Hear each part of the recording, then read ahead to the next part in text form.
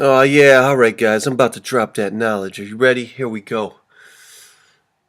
So, this has to do with exploring the relationship between physical activity and the overall quality of life. Alright?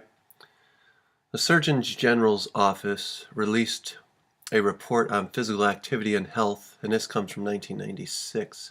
So, it's a bit dated, but still, the information is relevant because this report reviews the evidence relating physical activity to reducing risks of a variety of health problems. All right, so the evidence showed that physical activity is related to lower risk of premature development of many health problems, such as anxiety, arthritis, back pain, cancer, depression, diabetes, heart disease, high blood pressure, insomnia, lung disease, memory problems, and osteoporosis. So, through physical activity, we can always find ways to improve our overall quality of life and prevent or at least delay some of these developmental problems when it comes to our health. Now, with that, I wanted to go over my 7 principles regarding physical components of fitness. All right, and let's start with this one right here: positive attitude. Although this may seem like a mental component of fitness, this one's one of the most important. All right, so we're looking at the YMCA triangle. All right, this was adopted by Native Americans. The points of the YMCA triangle stand for mind, body, and spirit. So you got all religions in one way or another recognize the importance of mind, body, and spirit link. So to realize your full potential, guys, it is necessary to focus on your overall happiness with life and healthy lifestyle choices that you make every day.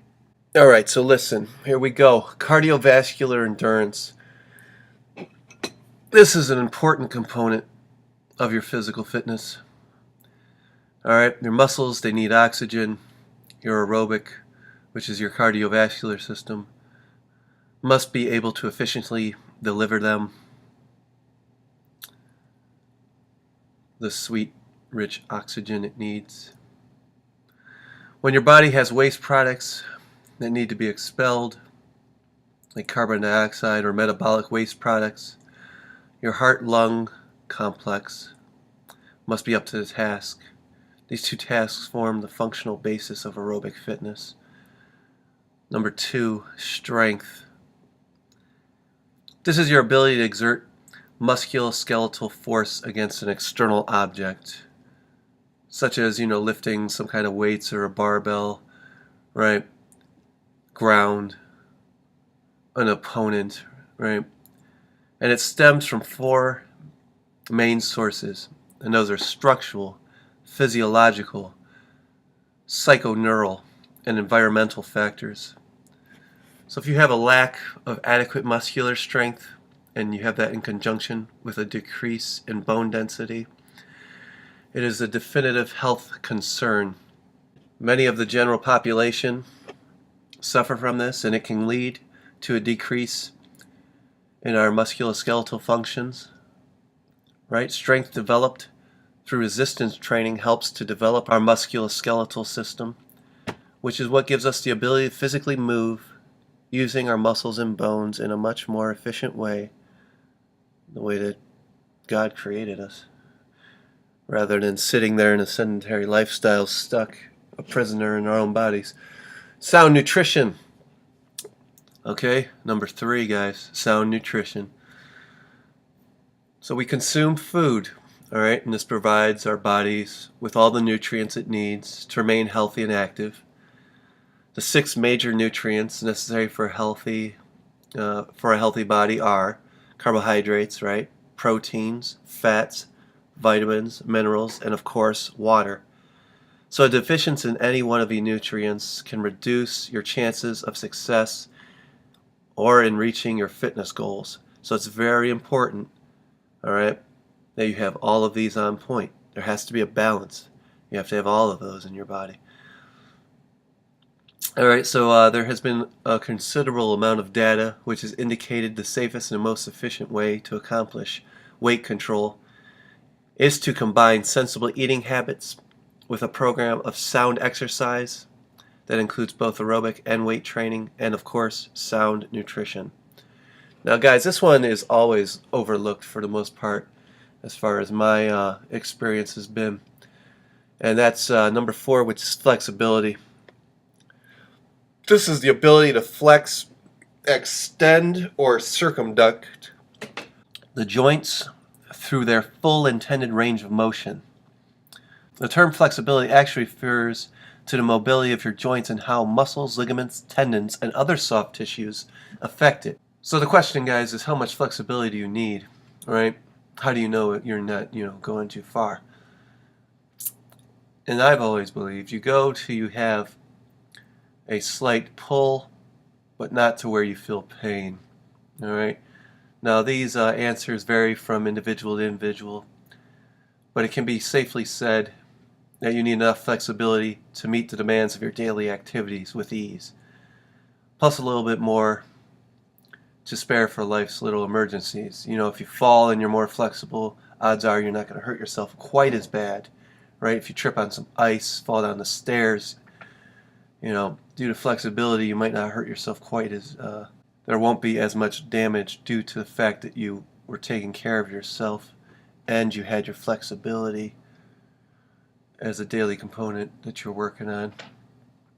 It is important to remember that flexibility and strength training programs must occur concurrently, okay, not separately. Significantly improving your joint range of motion without also improving the strength of your surrounding muscles or the musculature, especially during the range of these new motions. This can be an invitation for injury. Number 6 is fun. Have fun with what you're doing. If you make this into some kind of discipline, to where you're not having fun anymore or going out enjoying yourself in the gym or with this journey of trying to find out what, proper foods are and flexibility and how to make yourself a little bit better bit by bit, you're totally losing it, okay? There are few things in life that feel as good as working out. When you get in there, right, you had a bad day, or say someone was, throwing all this negative energy at you, you go in there and you just start lifting weights, man, the endorphins start going, you start feeling amazing, you start to see what this body can really do, right? You start to appreciate the little things, at least I do, right? Here's how simple this is. When I'm working out and I'm really pushing myself, I think, man, I'm like, it is such a blessing that I'm able to breathe. Or, wow, it is such a beautiful thing just to be able to walk outside, right, and look up at the sky. I mean, these may seem like, little, things that I'm exaggerating. I'm not.